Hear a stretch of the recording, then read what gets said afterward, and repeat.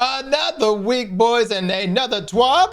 This week in Destiny, we have more details to share from the Edge of Fate. We're getting closer and closer to July 15th, so today we are talking about the incoming weapons tuning as well as some economy changes. And let's not forget about the developer stream from Tuesday, the gear tiering dev insight article from yesterday, and the other topics you can see below. We had a live stream on Tuesday, a new Rite of the 9 challenge announcing our world's first race host, GCX, here we go, Kepler restricted brief, weapons, power, and economy updates, and Destiny 2 open access. Bungie Day is almost here. So thank you for watching. We hope you all enjoyed our second live stream for the Edge of Fate. We cover some of the new activities, rewards, and systematic changes coming in on July 15th. We started our stream with the Edge of Fate launch trailer that you can watch just right below. Spooky, right? It's a really good trailer. Really.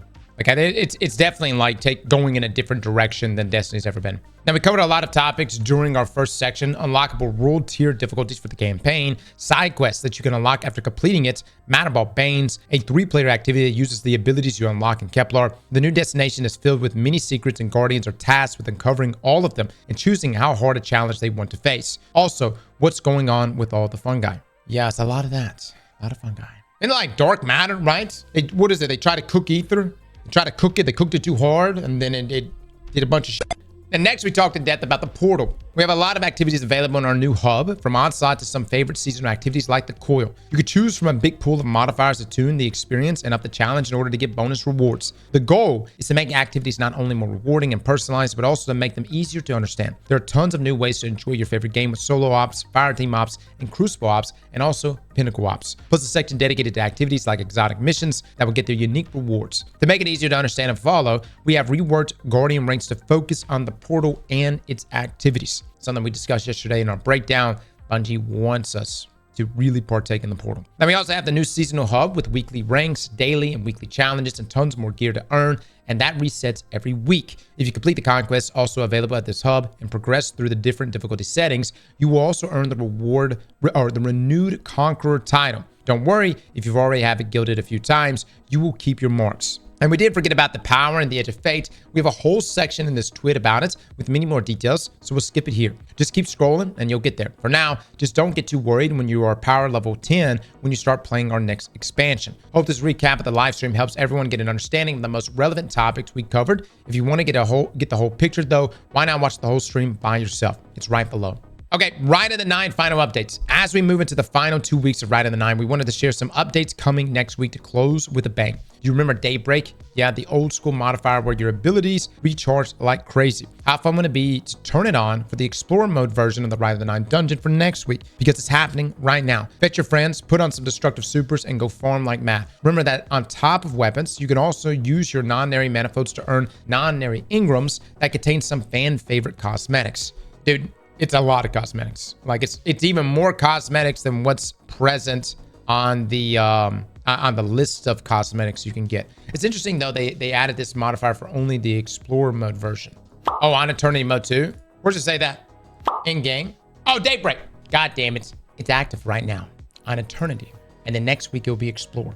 Additionally, in preparation for the Edge of Fate, 2 servants of the 9 are bringing gifts to Guardians. Both Xur and the Emissary will have desirable exotics that'll be part of the featured gear on day 1 of the new expansion. Bring your strange coins and non-nary manifolds and snag some loot. As a final reminder, here's the picture of the next 2 weeks. So current week Prophecy is featured with increased rewards. Until July the 15th, players can earn non-nary Ingrams. Starting July the 1st, players may purchase non-nary Ingrams using 350 non-nary manifolds at the Emissary, up to 20 during Rite of the 9. Starting July the 8th, players will be awarded 1 additional non-nary Ingram each day just for signing in. Just be sure to claim it from the Emissary. From July the 8th, though, until July the 15th, Lootapalooza will begin. Increased currency rewards and weapon drops from enemies in all dungeons. Even more increased loot from the final boss chest when completing all encounters. This is fantastic. And some of you may be thinking, Cross, I've already farmed my loot. Why would I need a Lootapalooza? Well, say for instance, you accidentally deleted a god roll.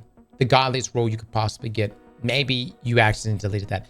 Now would be the time to farm. You know what I mean? And it could happen to anyone. Anyone could accidentally delete their god rolls. A new challenge appears. We also have one last Rite of the 9 dungeon hurrah before we dive into our new expansion. The team at Destiny Tracker are running 2 weekends of challenges around Prophecy and Inspire the Watcher to wrap up Rite of the 9. From July the 4th to the 6th, complete Prophecy on Eternity mode as fast as you can, and from July the 11th to 13th, complete Spire of the Watcher as fast as you can, solo, duo, or with a fire team. You can win prizes such as silver, one of the 9 exclusive Star Horse-inspired headphone holders fabricated by Hinch and Scrap, and a premium Rite of the Nine themed PC unit created by Overkill.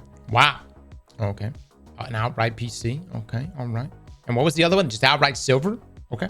Finally, all participants who sign up will receive the 9-crowned emblem. Destiny Tracker will provide more details on how to redeem. For more information around the 2 weekends of challenge, you can refer to Destiny Tracker's page here at their website. All right. World's first raid race is back. Guardians, we have a new raid race ready for July the 19th, which is a Saturday. And you know what that means. There will be a new world's first race where the most capable teams around the globe will conquer contest mode difficulty and fight to be the first team to complete the raid.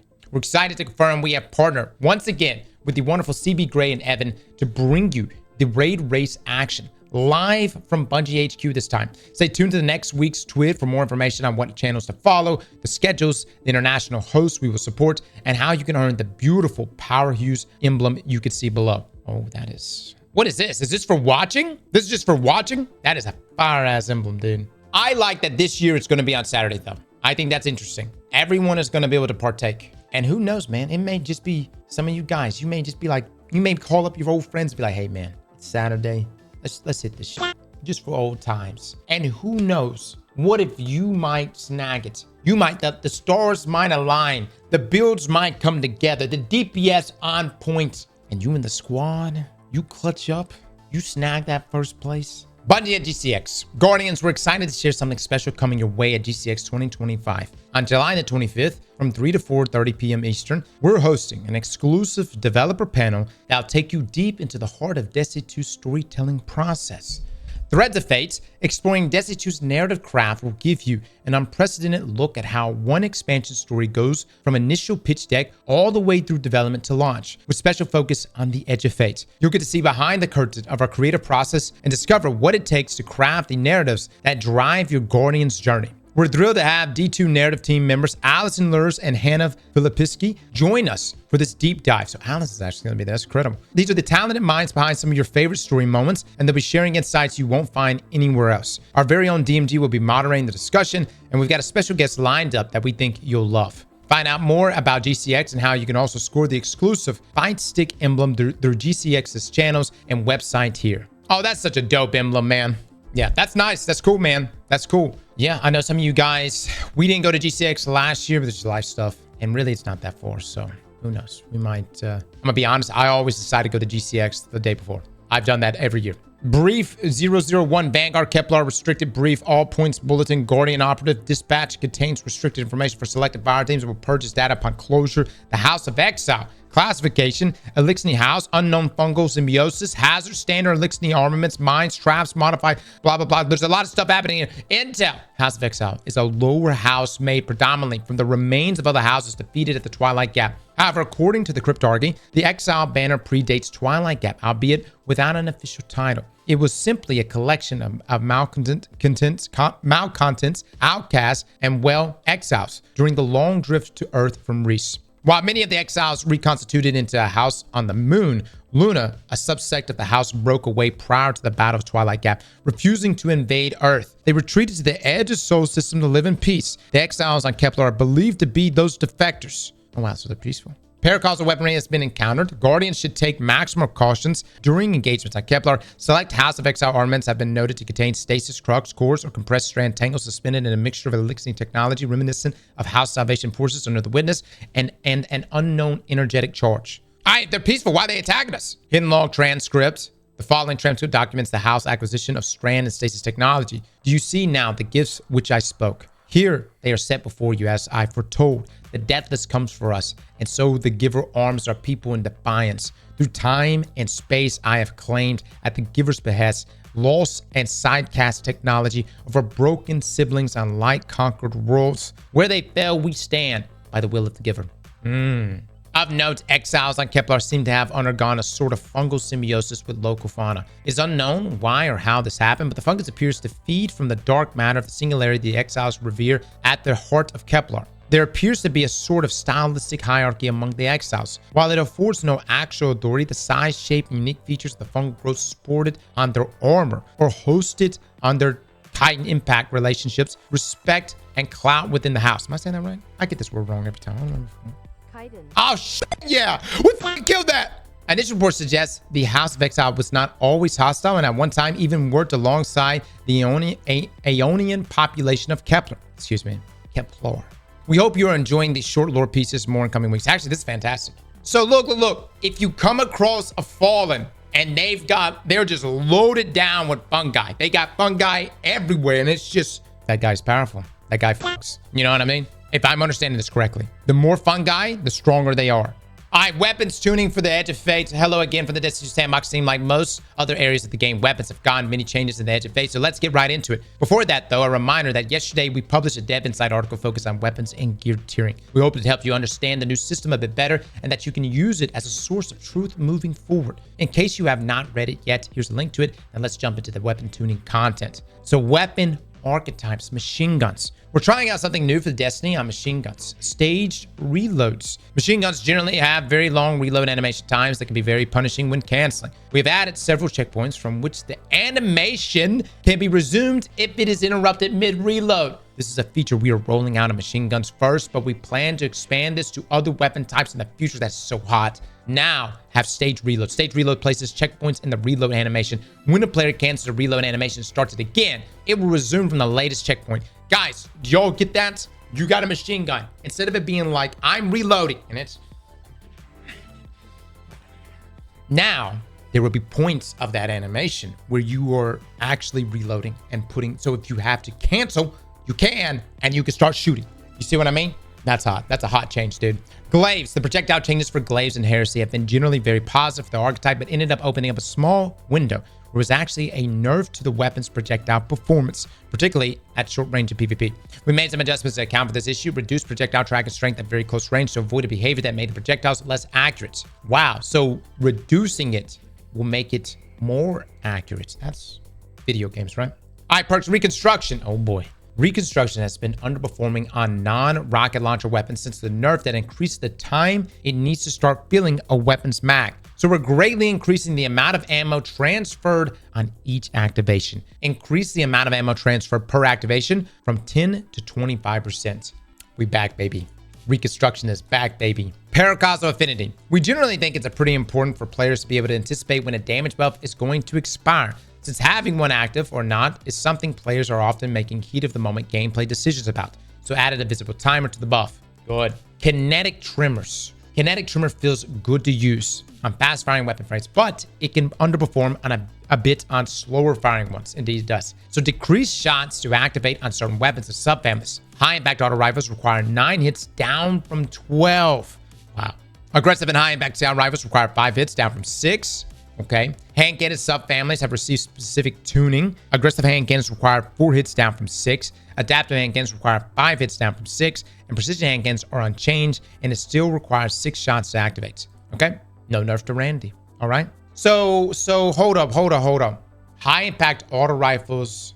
Which high impact auto rifles have kinetic trimmers? 1-2 punch. This was covered in our 619 twid on melee changes, but we're copying it here for posterity. Now works with all melee abilities. Perk activate time increase from 1.22 seconds to now 3 seconds. Pretty nice. Pretty nice. Attrition orbs. Attrition orbs is currently too powerful on aerial denial grenade launchers, but it is somewhat underwhelming on other weapon types. So increase perk progress by 20% across the board. Reduce perk progress by 80% with aerial denial grenade launchers. This is surprisingly not as noticeable as it sounds. Increase perk progress by an additional 30% on swords. Yeah, we'll just have to do a pre and post on that one, man. You know, it makes me happy because I still have not gotten the god roll. So it's nice. It's nice to watch you all get fucked right now. Eager Edge and Valiant Charge. Eager's Edge aggressive target tracking presents 2 problems. It makes it more frustrating to use this perk for mobility in PvE, and it makes it somewhat oppressive in PvP. Valiant Charge has some similar issues. It can track to unintended targets relatively often, which undercuts some of the repose fantasy that the perk functionality suggests. So while active, melee search angles now reduce by 50% at the start of lunge range and by 88% at the edge of lunge range. This requires the player to look more at their target to strike it, improving specific target acquisition in PvE and requiring a more direct look in PvP. Brother, really? Is anybody eager edge? Is this too much? I mean, how many people are getting killed by swords inside of PvP? I will say the random tracking of PvE was annoying. Yeah, I'll give you that. But the PvP was nice. All right, chain reaction. As fun as the chain reaction plus hatching interaction is, it is inconsistent with other perk combinations, which are generally not allowed to chain explosions together. It's important to be as consistent as possible when we handle these interactions. We don't want our players' ability to tell if a weapon roll is good or not to be dependent on knowing which perk chains with each other and which don't when it's not listed in-game. So thread links created by weapon perks will no longer activate the detonation from chain reaction. Wow, damn. Chain reaction, Dragonfly, and Firefly. These perks currently deal different amounts of damage to different targets based on the type of weapon that activates the perk. In many cases, this makes these perks even worse on weapons that do not use them well in the first place. It's harder to get a precision kill with a submachine gun than it is a hand cannon. A Dragonfly also deals less damage when a submachine gun activates it. We want perks to feel strong on different weapon types for obvious reasons, such as how often a weapon gets the precision kills rather than unintuitive ones. So chain reaction, Dragonfly, and Firefly no longer use weapon archetype scaling against combatants and instead use a new perk damage scaling that is more normalized between different weapon types. This buffs many weapons with these perks against most targets. What this means, more AoE kablumis, or more damage from the AoE kablumi. Now here's some of the biggest winners from this change. Fusion rifles deal 41% more chain reaction damage to minor combatants. Submachine guns deal 43% more Dragonfly and Firefly damage to minor combatants. Auto rifles deal 47% more Dragonfly damage to minor combatants. Linear fusion rifles deal 165% more chain reaction damage to minor combatants and at least 124% more chain reaction to all of the combatants, very slightly based on combatant type. Swords deal 123% more chain reaction damage to minor combatants and at least 193% more chain reaction damage to all other combatants, very slightly based on combatant type. That's big buffs. That's big buffs. These are big buffs. Yeah, we're having to look at fusion rifles too, because like, I guess chain reaction may be better than reservoir bursts. In the interest of transparency, I'm going to call out the 3 instances where this chain results in a nerf of at least 5% decreased damage. We do not expect any of these to have serious impacts on balance or perk desirability, so hand cannons deal 20% less Dragonfly and Firefly damage to major combatants. Oh, against majors, okay. Sniper rifles deal 8% less Firefly and Dragonfly damage to minor combatants, and special ammo wave frame grenade launchers deal 6% less chain reacted damage to major champion mini boss combatants and 14% less chain reacted damage to ultra and vehicle combatants. What is this wave frame grenade launcher? I've never heard of it. I've only used aerial denial frames. I've never heard of this archetype. All right, so there's some nerfs. Champion interaction changes. In Season 20, we added the ability for subclass verbs Ignition, Jolt, Suppression to stun champions and have since added these verbs to weapon traits and various exotic weapons through rebalances. We quickly realized these weapons had issues when paired with anti-champion effects from sources like artifacts or radiance. To prevent erratic behavior, we barred certain exotics from gaining external anti-champion capabilities. It has become unclear to the player which exotic weapons are excluded, so we decided to address this issue formally. We have now made certain exotic weapons, most of which apply to subclass verb through gameplay, intrinsically anti-champion and will adhere to the following soft rule from now on. Weapons that intrinsically have, okay, everybody's paid attention. Weapons that have intrinsically have anti-champion symbols in the weapon tray cannot receive anti-champion capabilities from the artifacts or from radiant-like effects. Otherwise, they can receive external anti-champion capabilities and be able to continue their subclass verb anti-champion capabilities. Essentially, no overlap. No double up. No rocking a single weapon to have the ability to counter multi-champions. That seems pretty obvious to me that Bungie was going to do that, considering what they just did here recently to Kill Club. You know what I mean? Exotic weapons. All right, let's move on. Vigilant Swing. Vigilant Swing's exotic trait Last Stand felt left behind by things like the Alacrity Origin trait. So we have made a change that will allow it to be activated when running solo in PvE activities. Last Stand bonus is now active when running solo in PvE activities. Oh, who in the right mind is rocking Vigilant Swing in PvE? Hierarchy of Needs is a cool weapon that currently restricts the player's action too much. We wanted to increase flexibility with the weapon while keeping its fantasy intact, and while we're at it, we let it interact with other bows wielded by your allies or yourself. So players now gain charges of Guidance Ring with any hit from Hierarchy of Needs and now only needs 3 charges to deploy a ring. Hierarchy spawned Guidance Ring duration increase from 13 to 20 seconds. Good God. Hierarchy spawn guidance ring now rotates to face its owner. Wait, what? So whoa. So wherever you may be, if I pop the ring, it will rotate to me as the one who just spawned it, therefore always giving me a perfect angle to shoot my arrows through. Players are now limited to one guidance ring in the world per player. Spawning a second one will remove your previous ring. All bows now, oh my God, all bows now spawn missiles when firing through an allied player's guidance ring. Yes, all bows. Every fucking bow. Exotic bows. Guys, TQs is going to be nuts. Hold up. No. With Shinder. TQs. Guys, you put up a guidance ring. You got a TQs. And you just sit there and just spam your shot.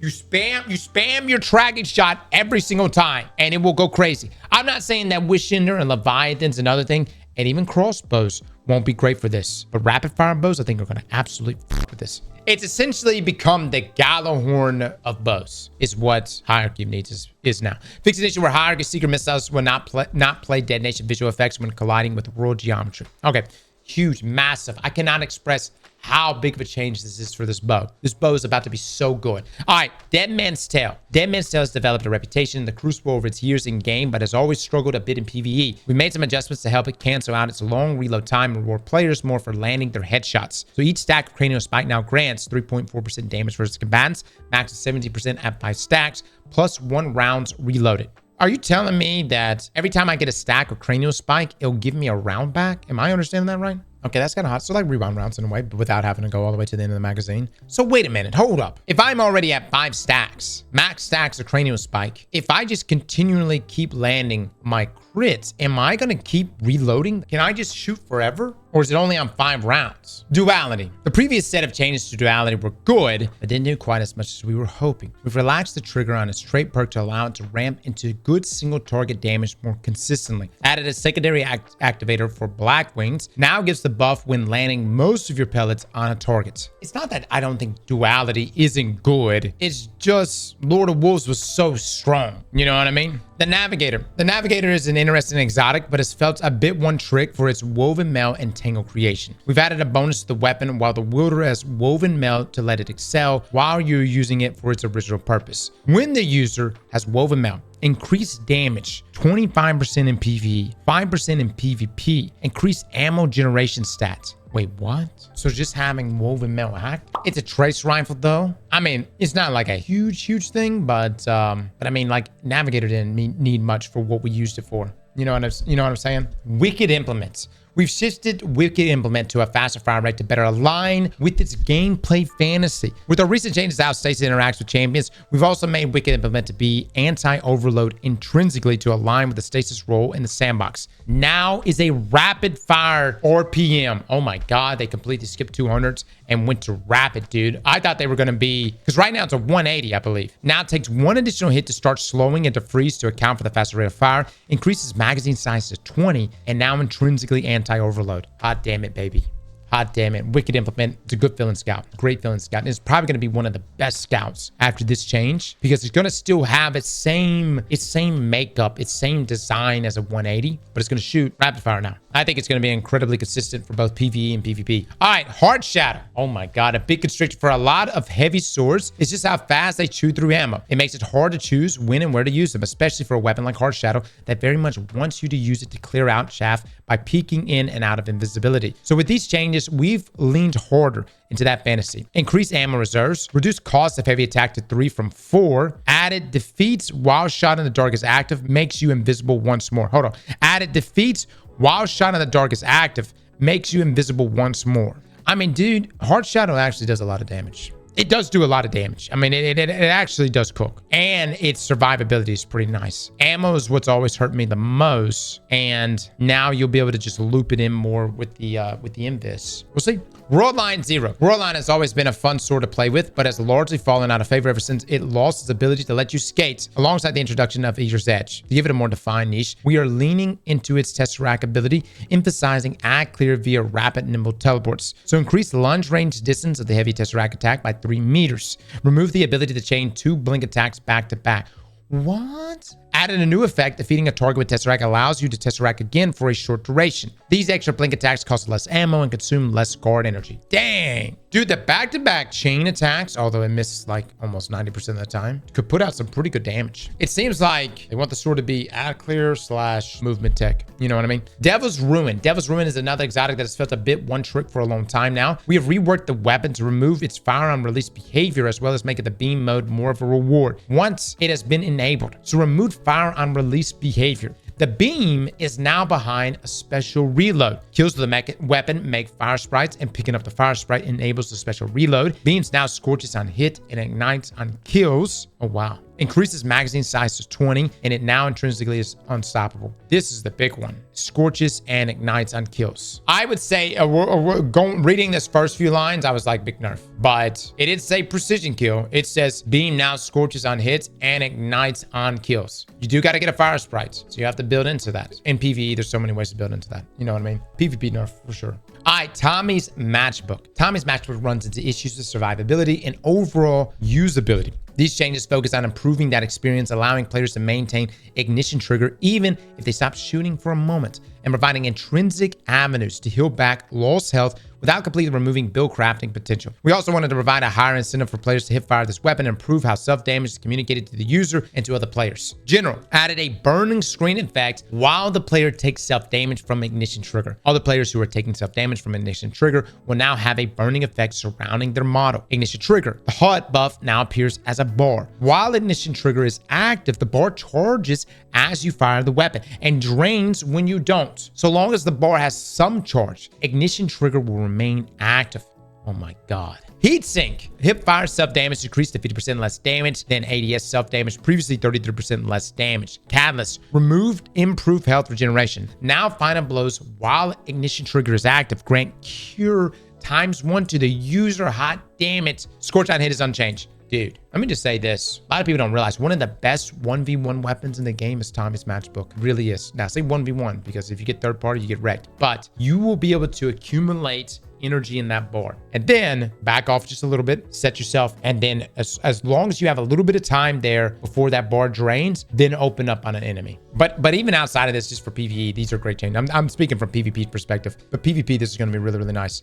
Winter Bite. With a massive update to how melee damage works, this always on effect on Winter Bite ended up being a bit too much free damage, especially in comparison to swords. Like we can implement, Winter Bite will now be intrinsically anti-overload to align with the changes made to Stage of Shatter Champion Stunning. So reduce enhanced melee damage with ammo to 20% versus bosses down from 50%. This is to account for this now being able to receive melee damage bonuses from a variety of sources and is now intrinsically anti-overload. So yeah, it's nerf. It's a nerf. All right, anti-champion changes. The following weapons have not been rebalanced, but have been given anti-champion capabilities intrinsically. So anti-unstoppable, Queen's Breaker, Salvation's Grip, Dragon's Breath. Okay, makes sense. Anti-overload, Tractor Cannon, Darcy, Two-Tail Fox. Also makes sense. It does.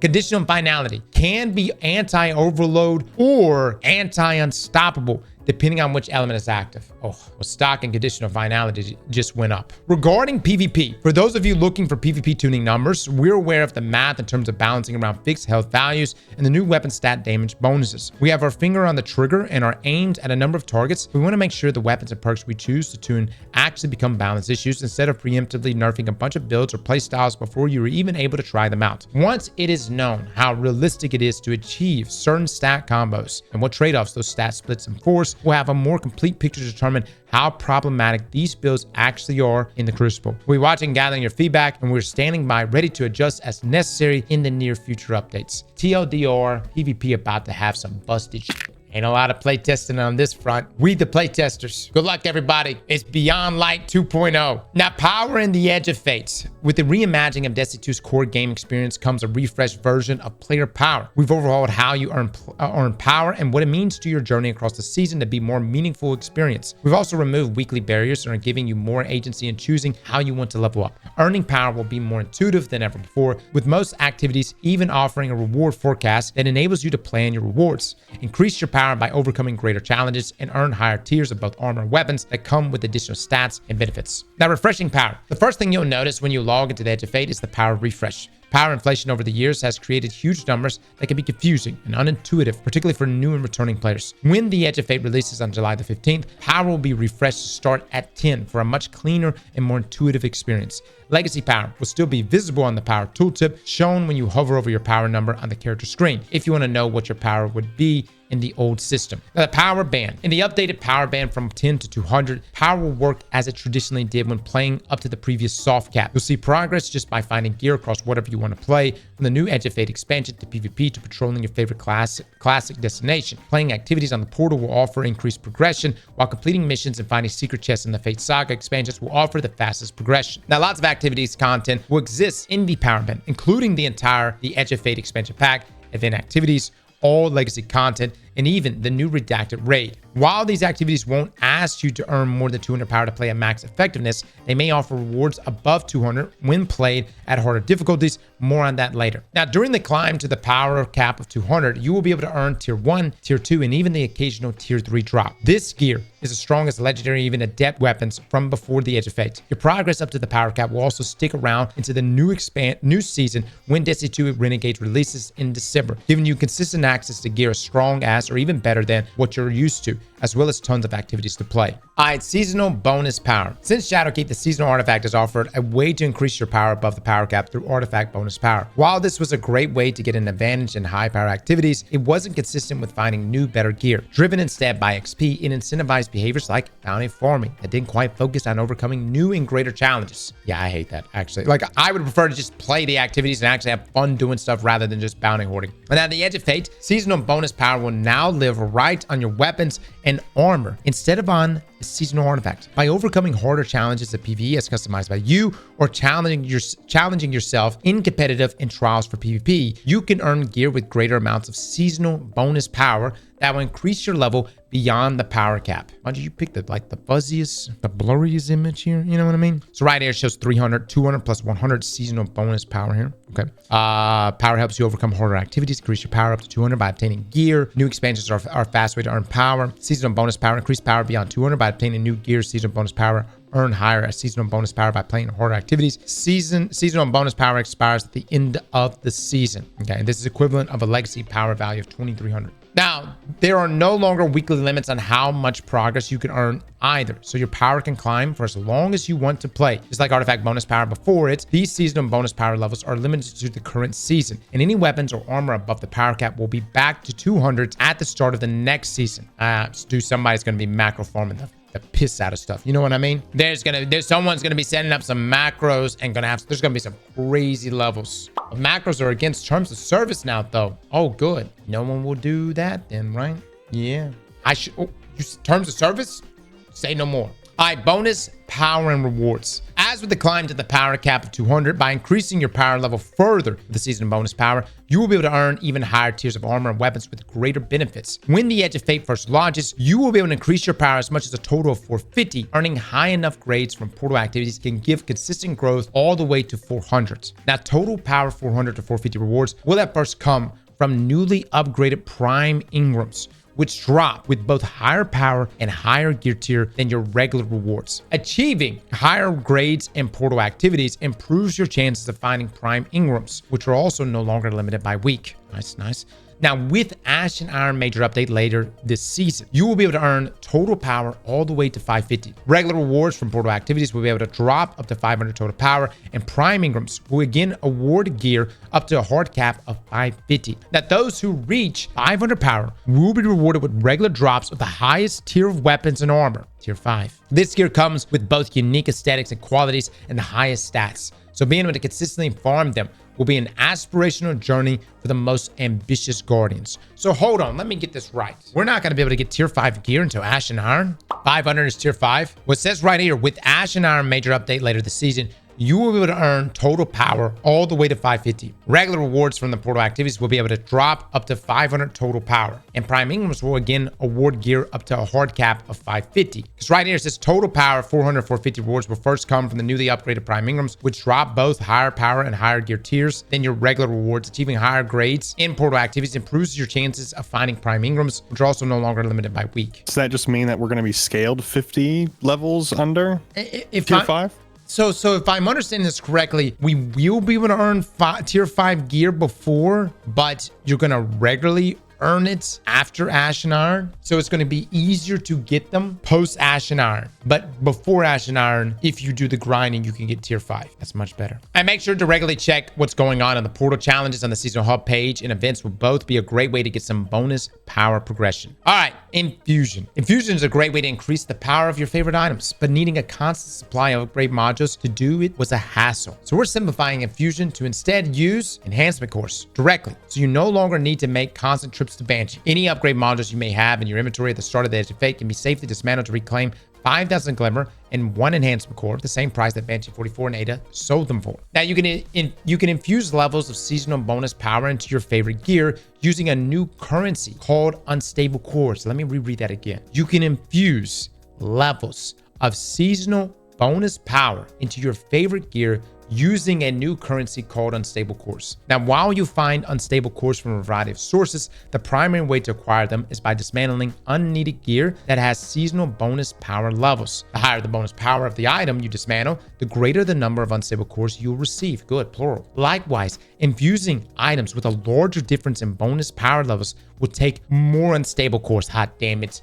Hot damn it. Unstable cores will have a large inventory cap and will be refreshed at the start of the next season alongside seasonal bonus power. We'll see how this plays out. All right, quality of life. With the Edge of Fate, the power climb should be more intuitive than ever before. Seasonal bonus power offers a refreshed player journey to the highest tiers of gear every season while keeping numbers understandable and meaningful. The reward forecast for many activities will preview exactly what power your reward will be when you reach the target score. With a new core game modifier system, you can even curate what kind of challenge you're in for, allowing everyone's power journey to be uniquely tailored to how they want to play. Portal content will also feature new daily bonus focused rewards across both PvE and PvP, which allow you to target earning power on gear for a specific slot that you might be missing to round out your average. Both account-wide power progression and fireteam power introduced in the final shape will be sticking around as well. There you go, there's your answer. So your progress will carry over to all your characters, and you can always play with your friends. All right, anybody happy about that?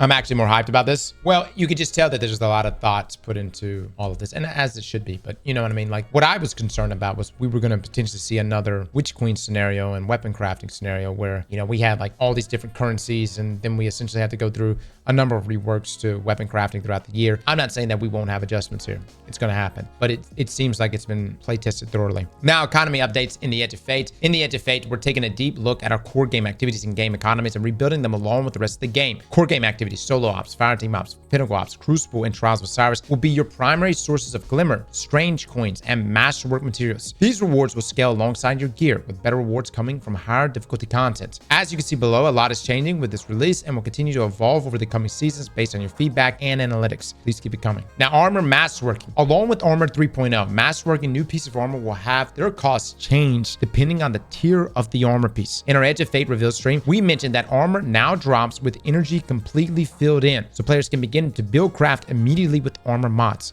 Masterwork armor is now focused on increasing stats. If you want to reach your full stat potential, you'll want to fully masterwork your armor. The higher the tier, the more it costs. We want players to be able to engage with the masterwork system without them worrying about wasting materials on lower tier gear. Additionally, armor now has 5 masterwork levels rather than 10. If you notice the cost for the tier 5 in the table below, don't worry just yet. We're rebalancing the distribution of masterwork materials pretty dramatically when the Edge of Fate arrives. Enhancement prisms will become a bit more common than they were previously to better fit the role between enhancement cores and ascended shards. In core game activities, you'll also have a chance for major enemies to drop materials such as masterwork materials, maybe even some other goodies. So here's a table with the cost of masterworking every tier of armor. So masterwork level, this is for gear tier 1. So glimmer, okay, you see it gets up to about 4,500 plus 2 cores. All right, so this is tier 2.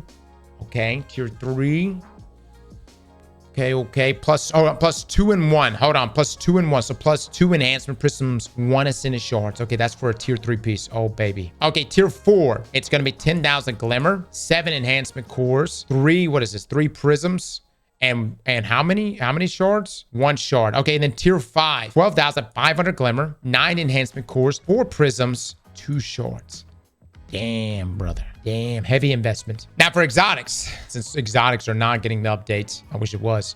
This is their costs. masterwork levels. You're still going to get the stat bumps, but you're not going to be able to get like tier 5 exotic armor. Note that these changes apply only to new armor. Weapon masterwork is unchanged from how it worked previously, even if it may be revisited in a future release. Destination materials. Destination materials, which stopped dropping from resource nodes started in the Witch Queen and later only granted Glimmer and or Reputation, will be fully deprecated when the Edge of Fate arrives. Master Raoul will no longer accept destination materials, and they will no longer have any value. Now, this is the list of materials that can be safely deleted after July 15th. Finest matter, we've dust light shards, okay, all that crap. No, I'm not gonna, anyways, so should we turn it in now? Right? Like, we should turn it in now if you want to get some materials out of it, correct?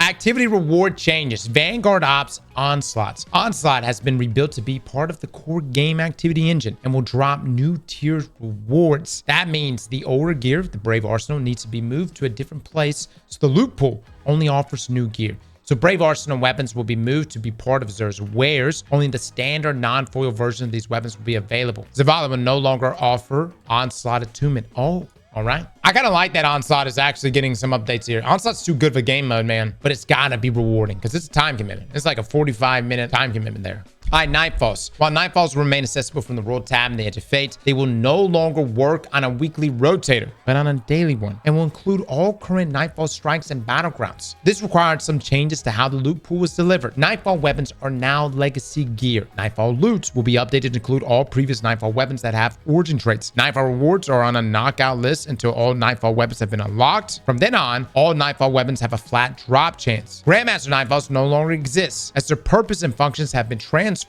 to the portal screen and conquests. You'll still experience Grandmaster difficulty just in other activities. Oh my god. Grandmaster Nightfalls are dead? I haven't even said goodbye yet. RIP then, I suppose. It's like they're sunsetting Nightfalls. Nightfall weapons are now legacy gear. Oh my lord. Bungie don't even give a shit. Like, fuck you, Nightfalls. Bungie really doesn't. I mean, they want us to move to the portal. I'm telling you, man. Bungie's just like, if it ain't portal, we don't want it. To the portal we go. We about that portal life now. All right, Legacy, Rituals, Crucible, Gambit, and Vanguard Ops. Activities that don't offer tiered gear require some adjustments in the new system. Ritual Reputation reward tracks have been removed. Ritual Ingrams have been removed. Legacy focus remains, but costs have been updated with the removal of Ritual Ingrams. Legacy armor and legacy weapons will cost 15,000 Glimmer, 3 enhancement cores. What are we supposed to play then? The portal. That's what Bungie wants you to play. Portal. Have you heard of the portal? Have you seen the portal? Portal.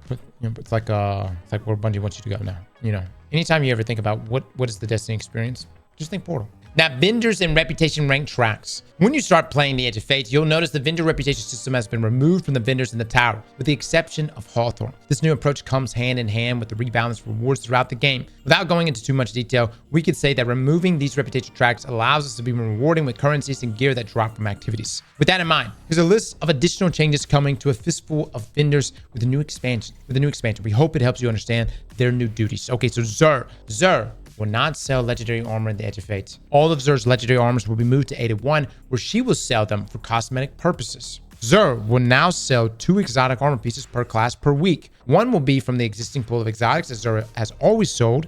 One will be from Beyond Light, Witch Queen, Lightfall, and the Final Shape pools. Players must own the expansion these exotics are associated with in order to purchase them from Xur.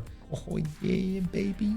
Paywall, motherfuckers. That's a RuneScape page right there. Why can't I not buy this? Money.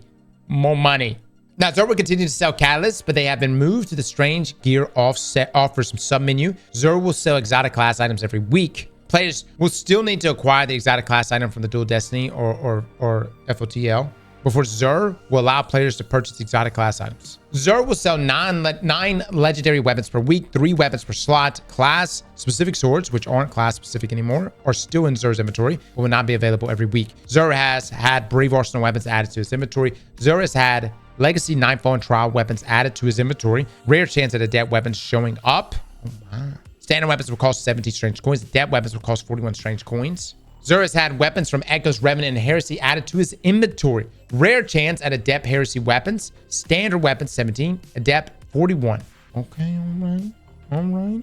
I think in a tier 5 world, I won't give a shit. But, you know, maybe some of you will. Xur has had Legacy, Comp, Crucible weapons added to his inventory. Xur will no longer sell Nightfall Ciphers, Gambit Ingrams, Crucible Ingrams, Vanguard Ingrams, and upgrade modules. 81. We've already covered 81's new duties in the previous TWAB, but let's have a reminder. Ada will be offering up to 20 threaded bounties per season per class. Ada's inventory of legacy armors has been expanded to include armors previously distributed via Xur. Legacy armor will cost 15,000 glimmer and 3 enhancement cores, again for cosmetic purposes. Ada will offer players who have made it to the tower for the first time before the Edge of Fate a bundle of exotic armor tokens to be used to roll for exotic armors with new stat packages. Players must have unlocked an item in collections before it is eligible for rerolls on Ada. These tokens are a one-time offer. These offers will disappear from Ada when all tokens have been spent. No new armors will be added to this in the future, so there is no benefit to hoarding tokens. Now, transmog bounties have been overhauled. PvE bounties that can be completed anywhere in PvE activities no longer sends players to specific destinations. Blind Will, Ultra Sorrow. PvP bounties that can be completed in any PvP mode. Great. Raids and dungeons unchanged from previous version. Good. Yeah, I hate things that tell me to go into specific, especially transmog. You know what I mean? Just give me something. Let me go kill enemies anywhere. All right, Banshee 44, the gunsmith. Reputation rank reward track has been removed. Bounties no longer provide gunsmith reputation. Dismantling gear no longer provides gunsmith reputation. Banshee will no longer sell upgrade modules. Gunsmith ingrams have been removed from the game. What the hell's Banshee do now? Legacy weapons will cost 15,000 glimmer. Okay, whatever.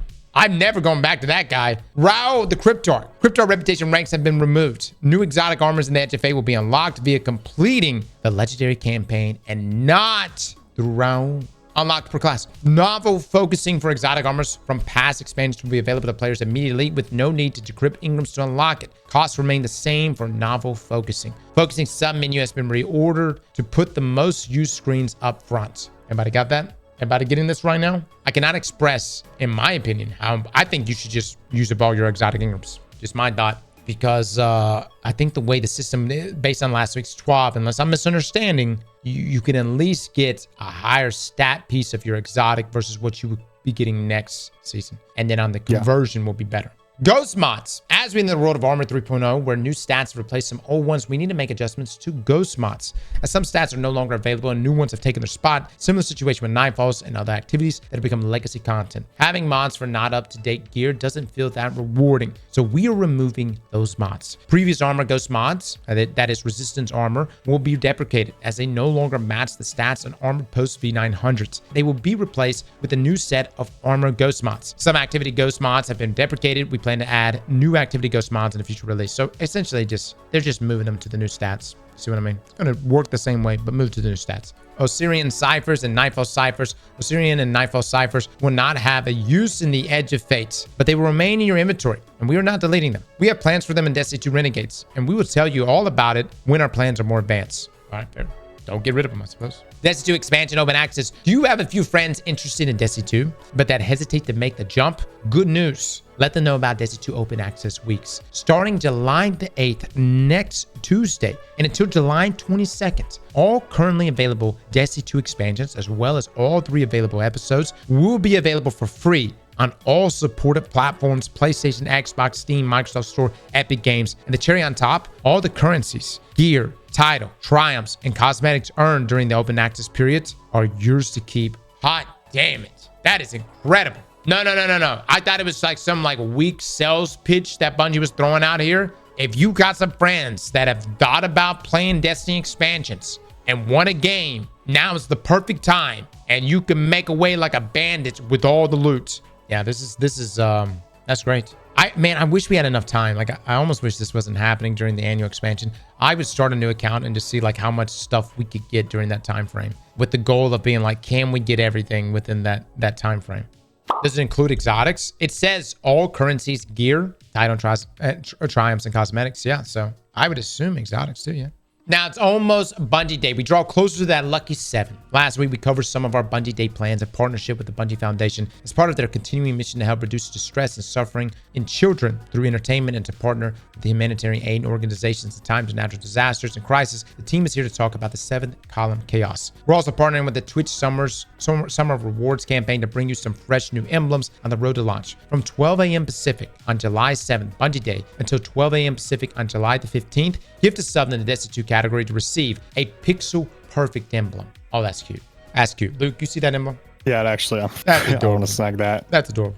Now, last but not least, be on the lookout for the Bungie Day sales starting 7/7 at 10 a.m. Pacific on the Bungie store, where we'll have all new exciting savings, retire rewards, and much more. Follow that Bungie store on X and Instagram so you don't miss out on the latest updates. All right, Destiny Content Vault updates. With the start of Year 8 of Destiny 2, certain items will be deprecated from the player inventories that correspond with vaulted activities of seasonal campaigns. They will then be moved into the Destiny Content Vault. We've updated the Destiny Content Vault article to reflect these changes to create a new article fully outlining items being deprecated at the start of Year 8 for players to reference. Claim your seasonal rewards. Both Episode, Heresy, and Rite of the Nine end on July the 15th. Make sure to claim any expiring rewards before they're gone, including Episode, Heresy, Seals, and Rewards, Season Pass items, vendor rewards, ritual vendor engrams, and Bungie rewards. All right, so Astral Drake helmet updates. We had previously shipped a fix to the Astral Stasis Drake Hunter cowl that removed the hood due to clipping issues. This was later reverted to so that players who liked the visuals of the original hood could continue to enjoy it that way. However, we acknowledge that there were fans of both styles of the helmets. As mentioned in a previous tweet, we are finally giving players both options. When the Edge of 8 launches, players who own the Astral Stasis Drake Hunter armor sets